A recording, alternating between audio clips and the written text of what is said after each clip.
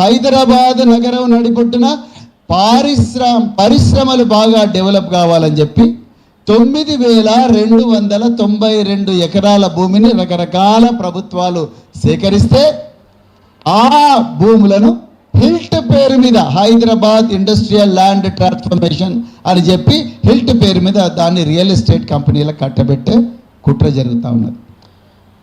తెలంగాణ తొలి ముఖ్యమంత్రి కేసీఆర్ గారు 16,000 ఎకరాలను ఫార్మాసిటీలు మరియు ఇతర పరిశ్రమలను డెవలప్ చేయాలని చెప్పేసి భూములు సేకరిస్తే పోచారం దగ్గర ఆ భూములను ఫ్యూచర్ సిటీ పేరు మీద వాటిని గుంజుకొని ఆ ఫార్మా కంపెనీలు ఎవరికైతే అలాట్ అయినాయో వాళ్ళని కూడా బయటికి పారదొడ్డండి.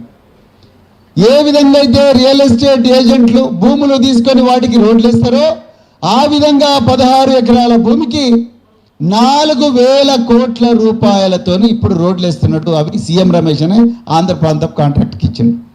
ఇవన్నీ కూడా మనము కాకతాళీయంగా జరుగుతున్న సంఘటనలు కావు. అందులో భాగమే ఈరోజు మూసీ సుందరీకరణ 3,200 ఎకరాల భూమిని సేకరిస్తున్నారు.